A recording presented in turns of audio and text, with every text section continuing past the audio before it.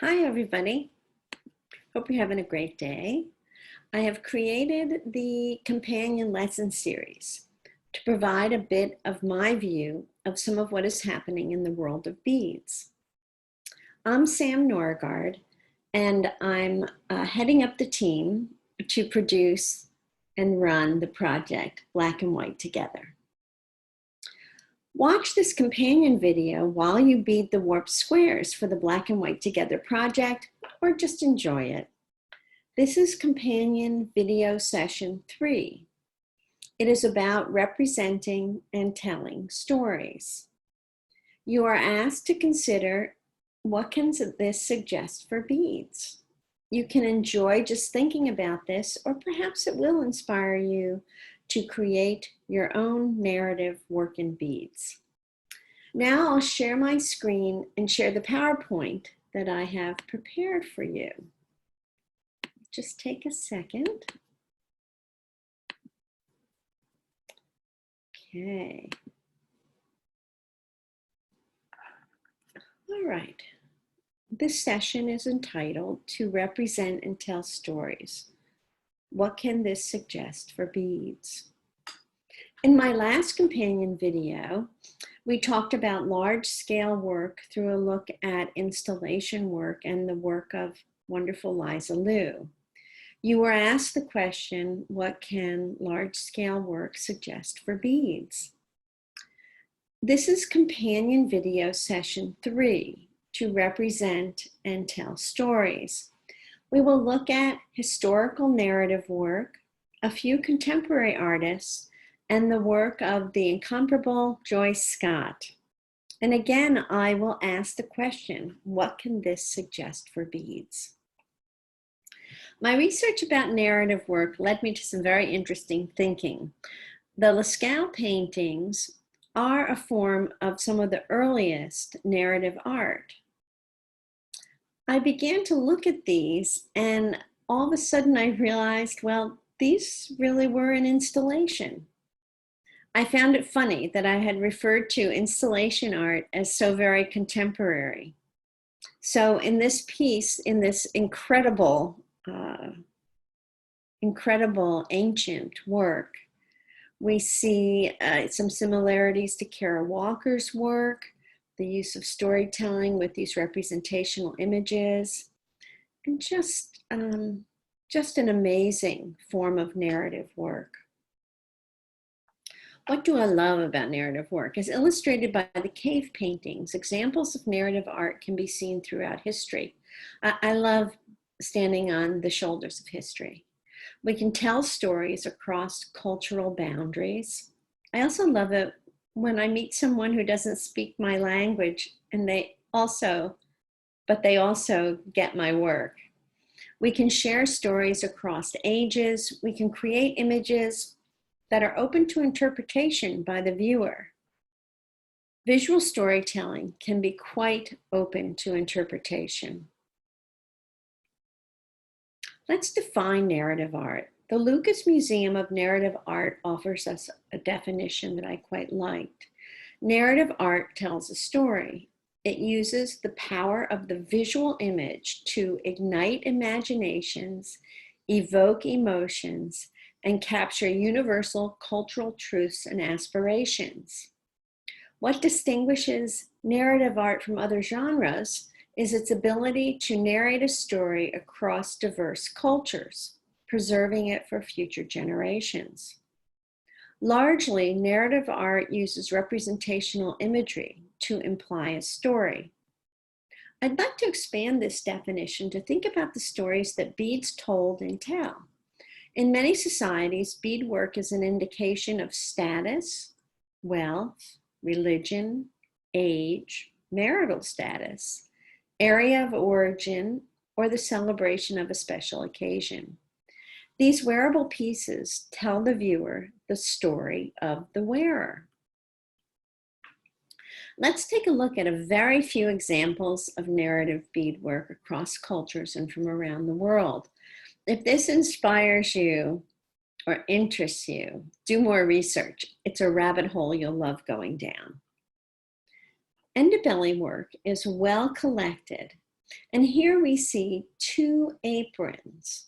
The apron on the left is the I'm not going to be able to say it. I did look it up. You can look it up. Okay. The one on the left here, notice that it has these kind of 5 fingers that come down at the bottom of this beautiful, beautiful apron. And it is a ceremonial apron, where the one on the right is an apron that would have been made by a mother for a daughter to let the world know that her daughter is ready to invite marriage proposals. Quite a billboard.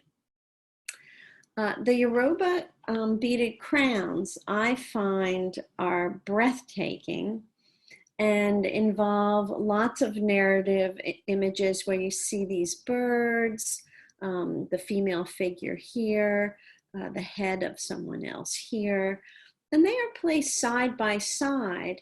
For me, they allow the viewer to be able to associate the images together. These crowns are most importantly a symbol of royal power. This is some information I found from The Visual Language of Beadwork by Lois Scher Dubin. It refers to beads telling a story of the native North American culture and their resilience.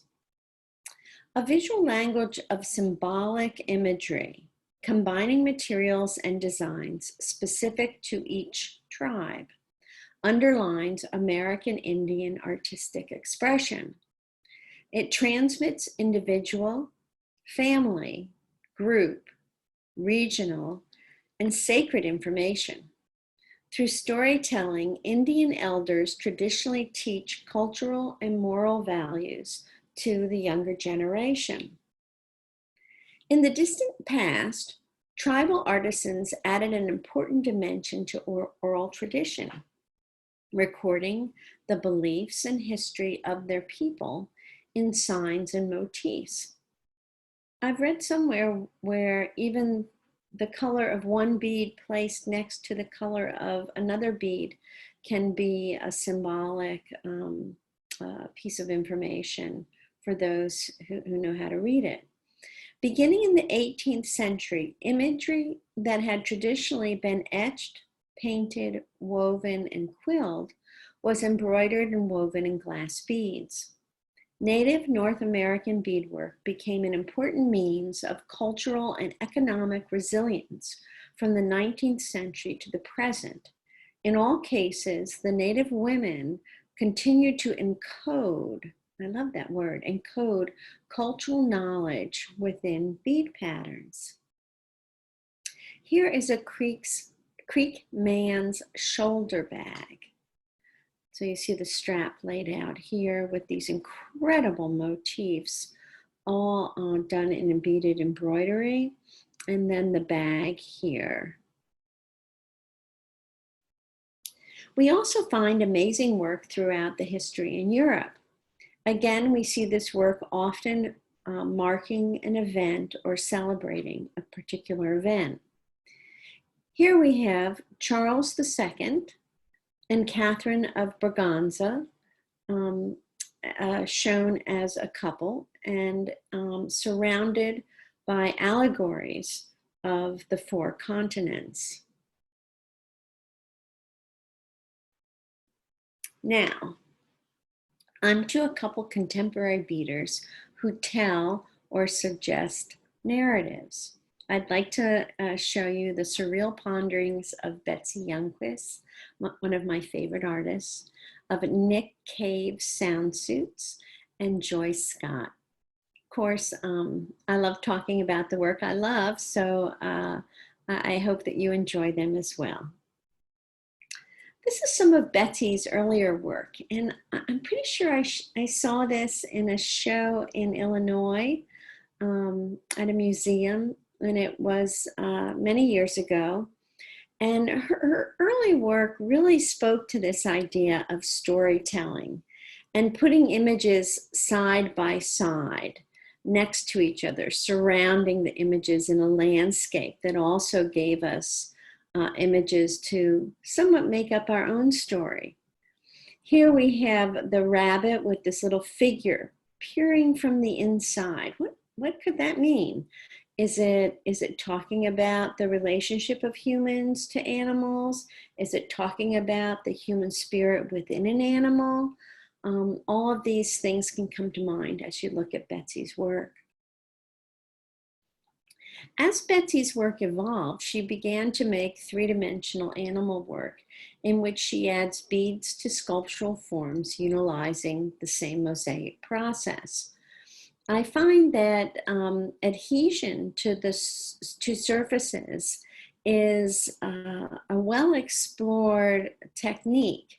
And with Betsy's work, you see this mosaic process where the beads are adhered, and then just like in a mosaic wall, you would put grout over the surface, let it set, and then scrub it off. So the grout that Betsy is using, I believe, is black, and you can see it in all of these little areas. So you get these gorgeous surrounds of the color of the grout in these pieces.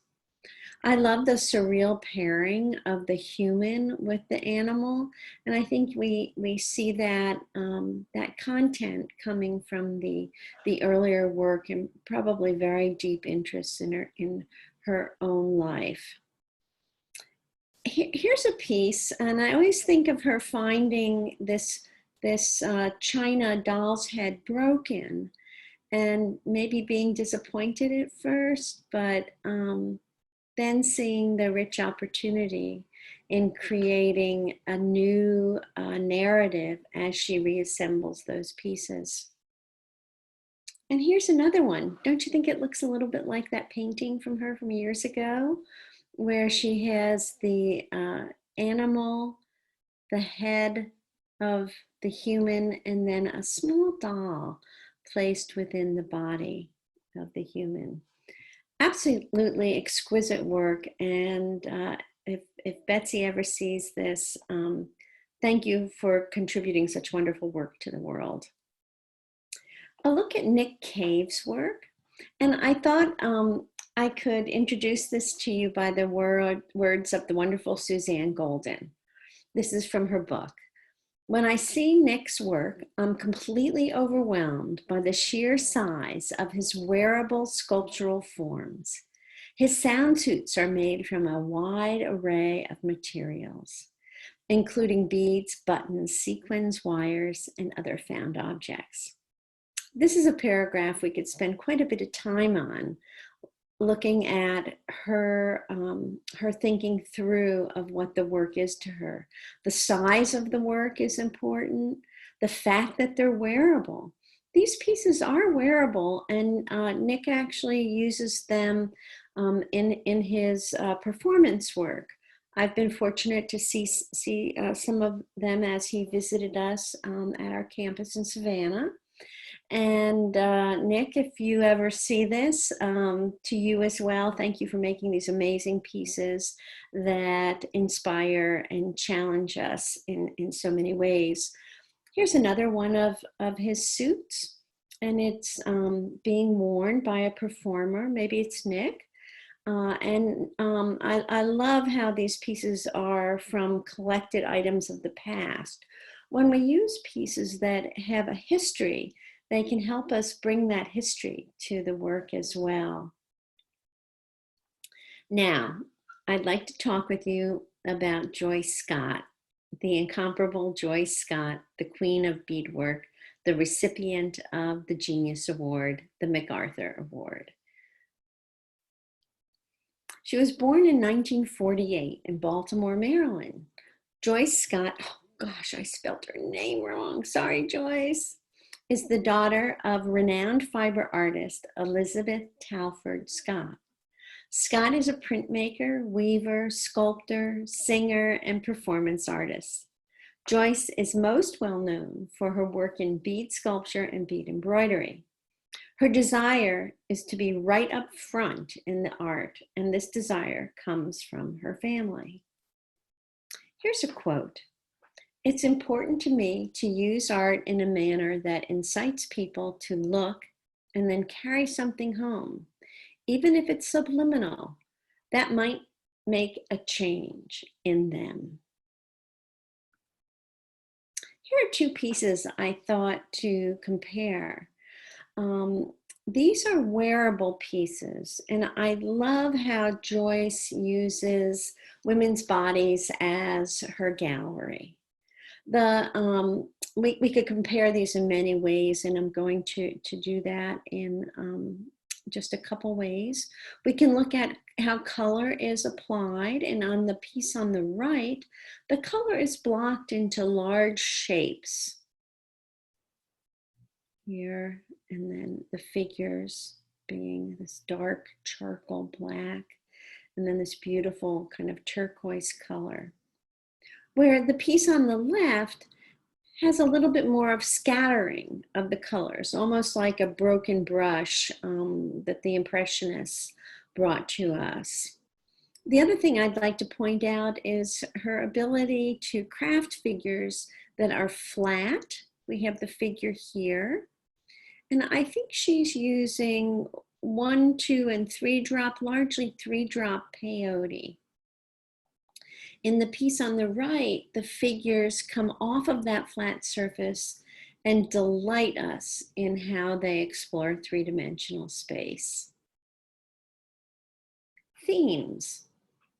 Joyce Scott's African American, Native American, and Scottish ancestry is present in her work, which deals with social issues such as race, gender, and class struggle.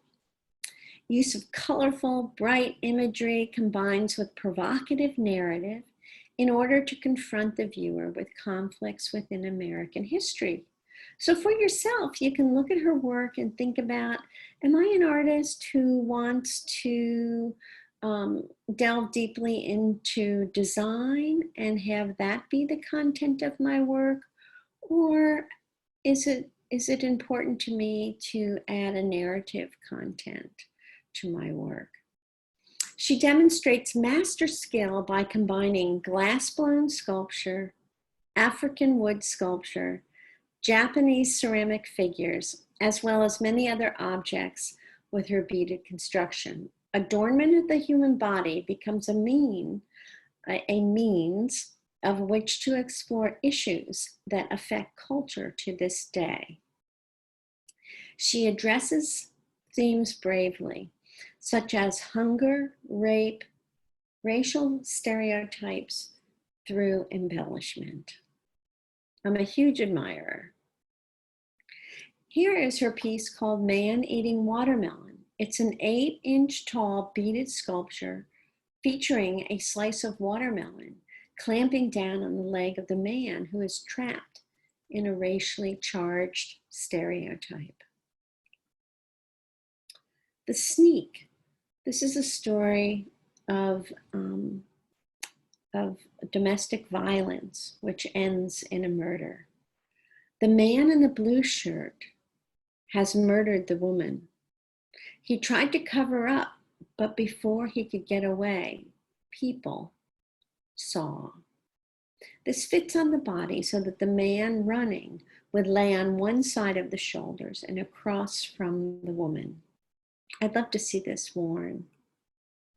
Here's a piece called Lovers. Here's a quote. I know I've got an itch. I guess I just want to keep making work that confounds me. I want to be confused, ignited, knocked down by my own work. I love to look at the way that Joyce uses color, and being what I call myself a designologist is I look at this piece as a beautiful example of the primary triad of red, yellow, and blue. The color and the positioning of the color lays out forms and allows us to be directed through the work. Here are two pieces of hers, and Let's look at that primary triad again. So in the piece on the left, we could consider this a personal revision or interpretation, that's a better word, of the primary triad, where we have red, a kind of yellow, and a blue. As you would study color, you would start to recognize that the hue base here is a yellow. We can also look at kind of a symmetrical quality to the layout of the design, as well as the positioning of the color. I would think of running a spine through this center and looking at the right side versus the left side. The right somewhat mirroring the left side. And then the color laid out with that in mind as well. In the piece on the right, we can also look at this as a primary triad plus green. Sometimes I think of those as the four psychological primary colors. I think my friend Deb will shoot me for that, but I think of those as the quadrant of red, yellow, green, and blue. And we see those pieces just blocked in a magnificent manner through this. A strongly asymmetrical piece, which also has the figurative element here, almost looking like it's about to run off that necklace. Two more pieces. These remind me of walking into a crowded room and wondering what everyone's talking about. We have all these beautiful heads created and placed together to create these wonderful pieces. I also think it's fascinating because when you think of these on the wearer, they're surrounding a head. So they bring that wearer into that conversation as well. Two more pieces. The three-dimensional forms that she is able to craft are just spectacular. And when I look at these, I imagine her sitting there and moving through the forms, creating figures where the beads get to be a little bit of the boss and help with this conversation between Joyce and the beads as she's making and developing these forms. This one's called Later Baby, and I have another quote from her. We're all trapped in gender, race, and class. If you believe you have no freedom of choice and are under the weight of other people's suggestions about what you are. Purpose of work. Uses the process of creating to rid herself of demons. I like that. Believes that there are ethics and morals in her artwork. Wants art to feel involved and for the viewer to leave with something, whether they agree with her or not.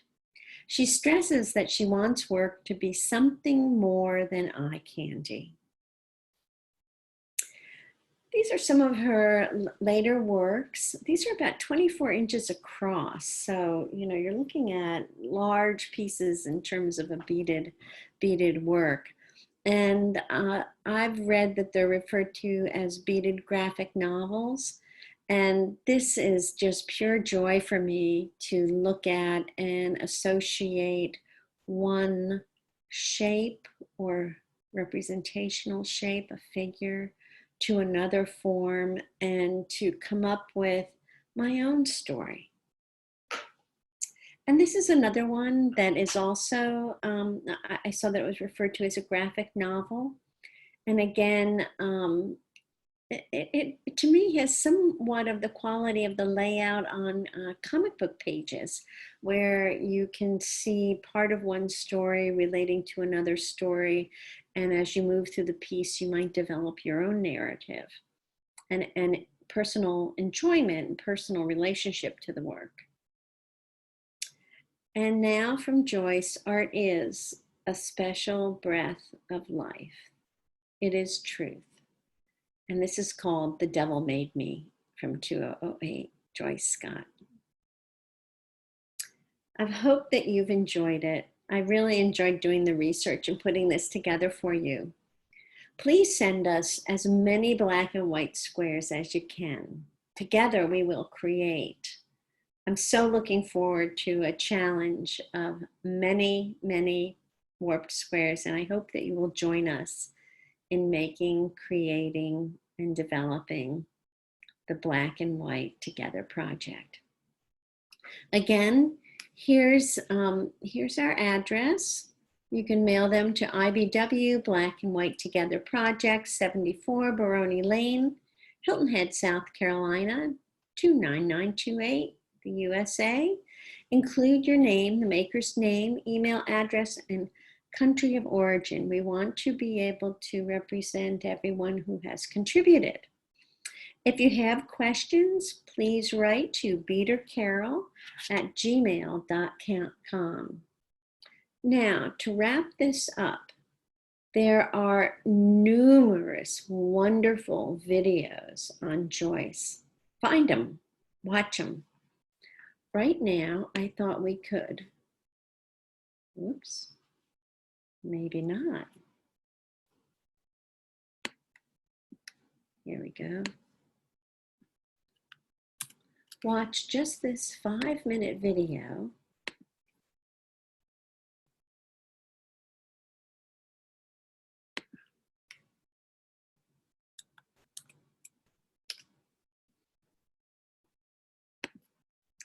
together. There's nothing like actually seeing an artist.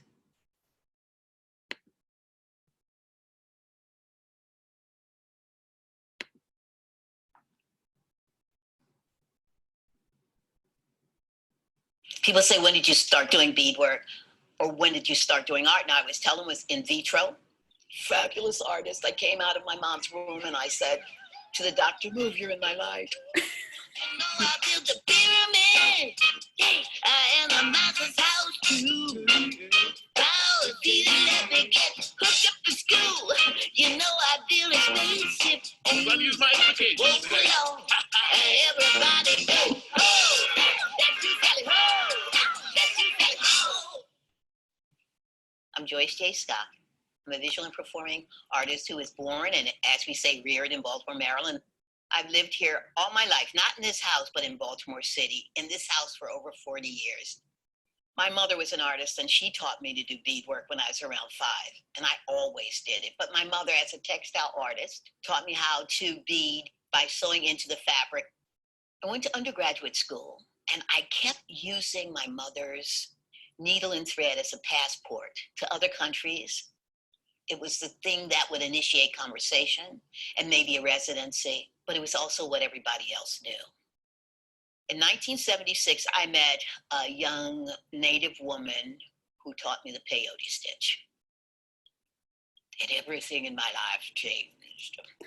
I was always trying to work with translucency, but with fiber, light goes, it's absorbed or it bounces off the surface, it's not translused. Peyote Stitch allowed me to do anything that I wanted to do with beadwork. And you know, I'm a little mad scientist inventor about beadwork. And it allowed me to do that without encumbrances. I didn't have to have a loom. I didn't have to have fabric. And it became a method of communication that combined my mom's thing where you have a needle and thread and people will talk to you because somebody always sewed in their family, with this ability to transmit light. And that means a lot to folks, no matter what we say. And since people all over the world do beadwork, it was once again another page of that book of communication.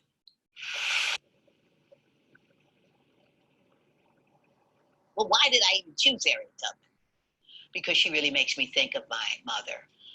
That's it. They were both little thunderbolts. Neither of them were 5 feet tall. They were both dark-skinned, and my mother told me what that meant to be dark-skinned in America. And they were go-getters. My mom would have been one of those people who would have been on the Underground Railroad, dragging people out of the South. I chose Harriet Tubman because she is a great light for me about what you can be through all kinds of adversity. So this show has these different components. Harriet's boudoir, that space that would have been a bedroom, dressing room, contemplative space. When I first started doing this, I thought to have a vanity and a bed and a chair and some shackle, you know, the ubiquitous, and her shackle. And then as I was going on, I realized that I don't have to do that.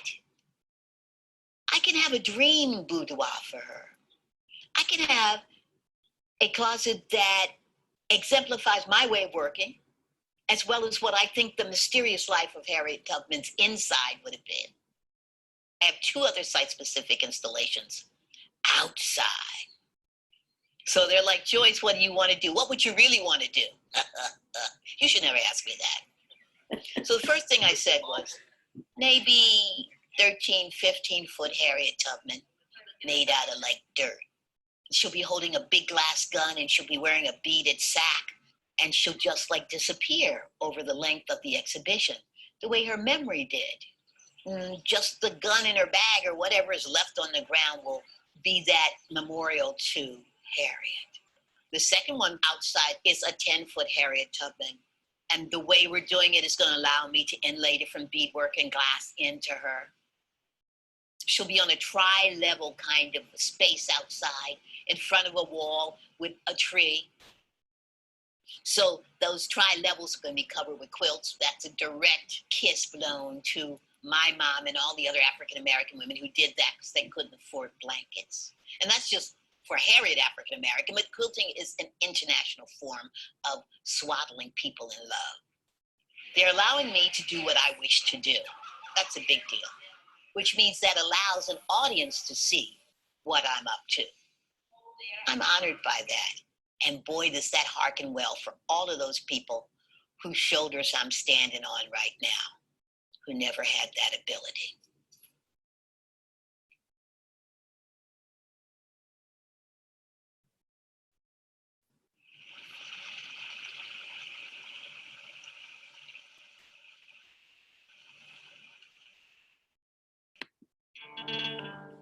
I hope you enjoyed it.